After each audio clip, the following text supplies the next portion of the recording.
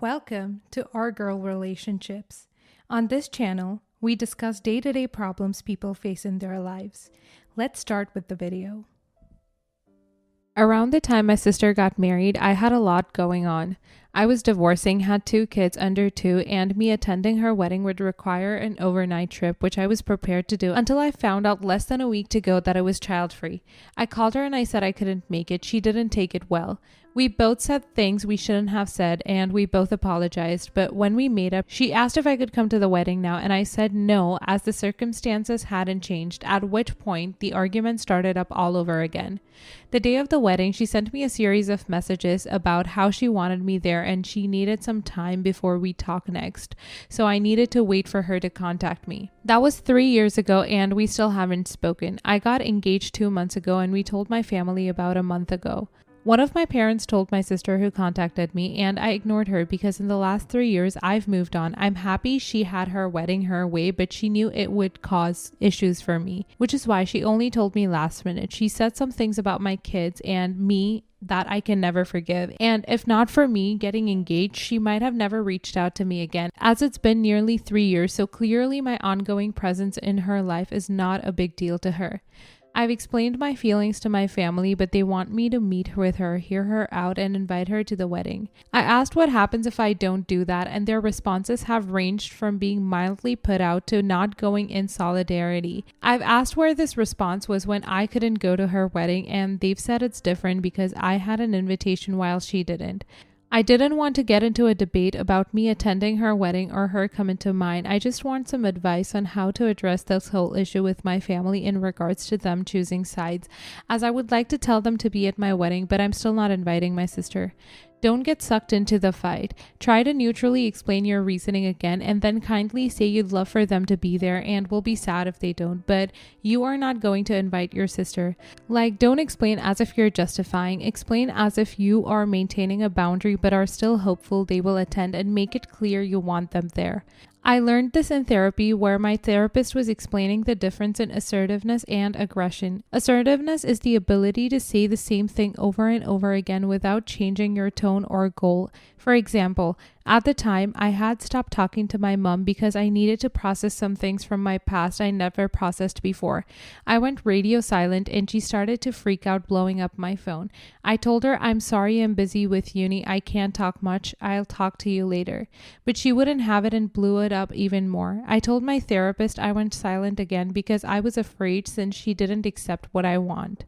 He told me just to say the same thing again. So when she responds, "No, you need to talk to me. I'm your mother. What do you think you're doing?" Just say again, "Mom, I'm busy with uni. I can't talk right now, but I will talk to you soon." So in this situation, it's the same thing. If they say, "No, but you can't do that. It's horrible. It's hurtful. She's your sister." You just say, "Due to ongoing personal reasons, I'm not going to invite my sister, but I would love for all of you to come because it would mean a lot to me." How can you say that? How can you just ignore the fact she's your sister? She invited you even though you couldn't make it. Due to personal reasons, I'm not going to invite my sister, but I still want you all to be there. At least she had an invitation. You won't even invite her. I'm not going to invite my sister due to reasons between me and her, but I'd still love for you to be there. If she isn't going, I'm not going. It would mean a lot for me if you were going to my wedding, but due to personal reasons, I'm not going to invite my sister. This is between me and her. And if they continue after that, it's, "I'm going to stop talking now. Please consider what I've said." End of. I would only add, if they continue to threaten to not come, tell them they need to let you know by X date so that you can update the RSVP and seating arrangements. Lastly, be prepared for a family member to use their +1 to bring her or have her somehow crash the wedding. If you have security, give them pictures of her in order to keep her out. If no security is available, have 3 or 4 people ready for the task. If they have to take action, you should not have to find out till the next day. Good luck. I'm sure some of you won't agree, but I wouldn't bat an eye at someone saying they wouldn't go in solidarity. If something that silly will prevent them from showing up to my wedding, it's probably best that they do not come. I want people that are supportive at my wedding. Might as well put my efforts and attention into those that deserve it. If they wouldn't attend your wedding just because you won't do what they're demanding of you, then do you really want them there or in your life at all? If you do what they want just to have them at your wedding, they will know they can demand other things of you anytime they want, and they will do so.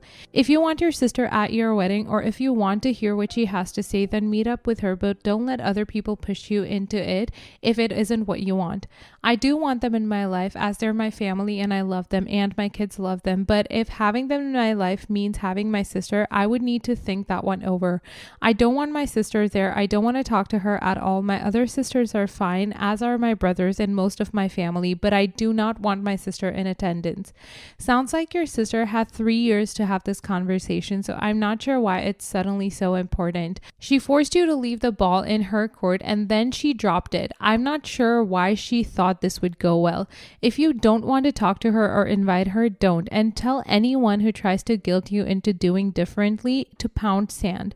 I'm sorry, but you found a week prior to the wedding that it was child-free. That makes no sense. That literally would have given you no time to plan for childcare. A wedding takes time to plan, and I'm sure you weren't the only one with the children attending. So everyone with kids had a week's notice to figure childcare. I knew some people had kids they couldn't bring, as it was during school hours, and about a month before the wedding, my sister told me about her husband's cousin who had multiple older children she wanted to bring and was refused. But my sister said that because she was the husband's cousin and they were old enough to take care of themselves and my babies were fine to come. Then, with less than a week to go, she told me I couldn't bring my kids. I live near several people I could have asked to babysit, such as kids' grandparents who are my ex-in-laws, so my sister assumed I could work something out with them on short notice, but I refused as I didn't want them babysitting the kids, which she knew. She thought that if she told me in advance that it would be totally child-free, I wouldn't have come. Next story. I don't know where he gets this idea, as I've never cheated on him and never would. He always disguises it like he's kidding around. I can't tell you how many dozens of times I've heard him say when he'd come home early from work without any warning, like he's trying to catch me doing something, and say, "Did you get the pool boy out before I got home?" Or if I go for a walk, because he doesn't like to go for walks, and get the comment, "Oh, you just want to be alone so you can talk to your boyfriend." We installed the Ring camera on the front porch and the driveway and the backyard in the past couple of years, and nobody could sneak in. Of course, he tells me that it's under my email so I can go in and delete any video I want, whereas he can't do that. I leave my phone out in full view of him all the time. I purposely left it on the coffee table unlocked a few months ago when I went to the store just to show him, "Hey, here's my phone." I'm not using the store run as an excuse to talk to my secret boyfriend. There's nothing I'm trying to keep from you. I get home 20 minutes later and my phone is now lying face down on the table and not face up as I left it. I punch in my code and see all these pages up that I never open. He was going through my emails and apps trying to find some evidence of whatever. He never said anything to me and I never said anything to him. A few weeks ago, I was out of town visiting my mom. I woke up at 1:30 in the morning, 11:30 p.m. where he was, and looked at his last Facebook message to me. Instead of hitting the back button, I accidentally hit the thumbs up button. He immediately gets back to me with, "Oh yeah?" I said, "Oops, I didn't mean to hit that button," lying here wide awake. Thinking nothing more of it, he then says, "Probably mixed conversation." That concerned me and I said, "No, just talking to you," to which he replied, "I'm sure." He then says, "You weren't responding to someone?" I said, "No." I said, "I was looking at your message to me and accidentally hit the wrong button." He said, "Yeah, at 1:30 a.m. I was getting upset and he said, "Why would you think I'd be talking to someone at this time in the morning?" He says, "Not sure, sorry." Then he says, "I love you." That really rattled me that he automatically assumed I was talking to someone when I hit that button. A few nights ago, I showed him an email message on my phone. He took my phone, looked at the message, then backed out of the message and started scrolling through my inbox, seeing who I had emails from. I know he was trying to find something incriminating, but he disguised it as, "I'm kind of drunk and not sure why I'm looking at all these." Then a little bit later, I was looking at Facebook and then he happened to back out of the pictures I was looking at when he sat down. Anytime I back out of something or click off a page, he walks in the room. He automatically thinks it's because I'm doing something shady. He says now, "Pretty damn drunk." What were all those pictures you were looking at? Show me. I back out and say, these pictures of my friend and I at the show we went to. He goes, no, that wasn't it. Come on. Why won't you show me what you were really looking at?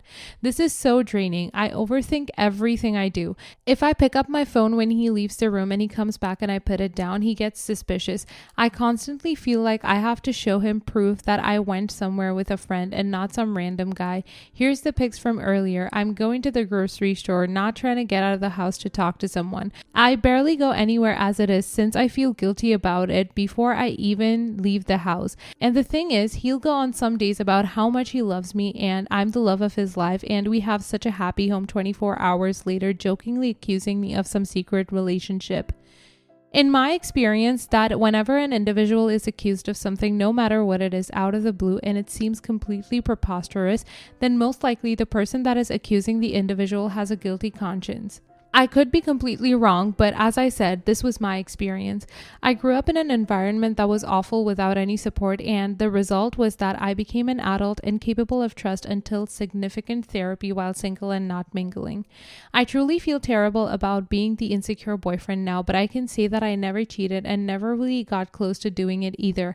It's not always so simple. Many men have no shoulder to lean on for their whole lives and grow up like this. Original poster, I just got out of a relationship like this. I'm going to give it to you straight and save you as much pain and suffering as possible. There is nothing you will be able to do to gain his trust. You can literally be the perfect wife and it still won't be enough. If he wants to find something incriminating, he will find something incriminating, then amplify it to vilify you as much as possible. I dated a woman who would give me a hickey and the next morning accused me of getting said hickey from another woman. Whether he's cheating or not is moot because he will never own up to it or blame you for it. You need to give him an ultimatum to either trust you fully or you're walking. Next story. My fiance and I are getting married in 2 months, legal here. I want my stepdad to walk me down the aisle. Having both him and my father is a compromise I'm happy with. But if I had to choose, it would honestly be my stepdad. To explain this, my parents split up while my mom was pregnant with me. My stepdad started dating mom when I was around 1 and officially met me a few months in. Since then, he's been an amazing stepdad. He's always there for me, always willing to help me, and treats me and my siblings the same as his biological son. We've always gotten along super well, and his support helped me through school a lot. Mom was honestly pretty terrible. All 3 of my siblings, biological and step, agree on that. She only ever cared about work and never made time for us, would never sacrifice her extra overtime or, God forbid, her day off to see any of our events or help if we were sick. So stepdad ended up doing it all basically. Don't know how, but he managed to have enough time for us all and tried his best to be the best dad he could be to us. While my biological siblings are closer to my father, they both love stepdad and think he's amazing too.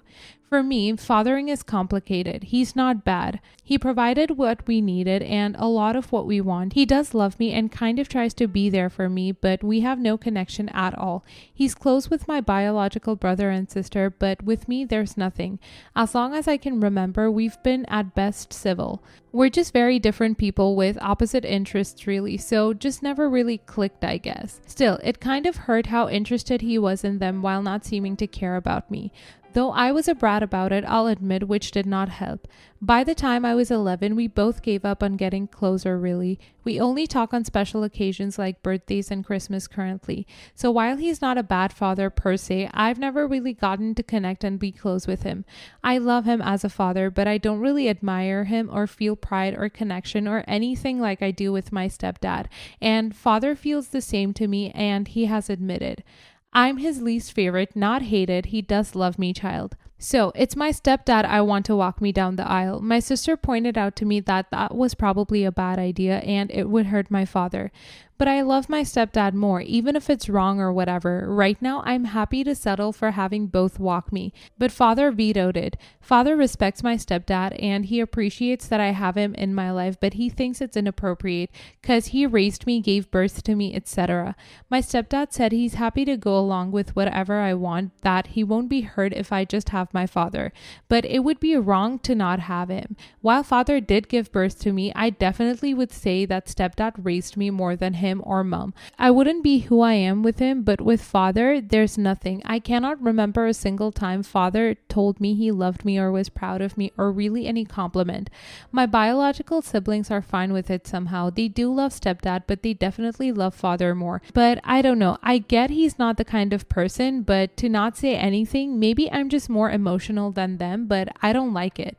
Right now, I just kind of want to tell father that if he doesn't want to share, then he won't walk me at all. But my sister thinks father is right. Sister is my go-to confidant and I trust her advice, but she is a little more biased on this, I think. My fiance has basically said he'll support whatever I want. He's assured me that he'll make sure no one makes a scene whatever happens, but I doubt he'll be able to change that. What should I do? I don't want to hurt my father, but I genuinely feel it would be wrong to not include my stepdad. Should I stick with my guns, or is there a better compromise, or is father right, I suppose, or am I just blind here? I would stick with your guns. Your father doesn't have veto power here. This is your choice. That you've offered to share is already a generous occasion. He can take it or leave it. This date is not about his ego.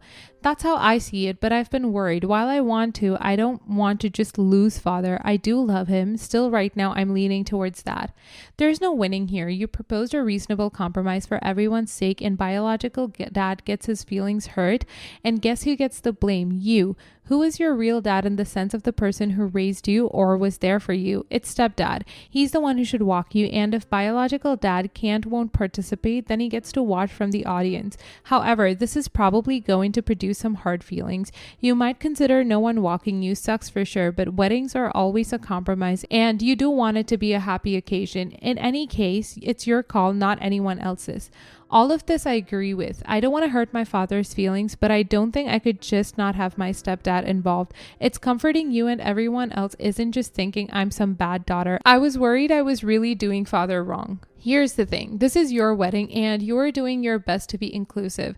This isn't about what your sister wants or the rest of your family. It's about what you want. I'd sit your dad down and remind him of this and remind him that both he and your stepfather are very important to you and you want them both. If he can't accept that, then he won't be walking. It would be a shame if he held off because of that, but I wouldn't waver on this one. I know it's my wedding, but still, I don't want to lose my father, and my sister and father said it's wrong. So I've been doubting myself, especially since my stepdad said he'll support me whatever instead of what he thinks. So far, I want to go with your advice though. I'm glad it's not some crappy move like I've been worrying.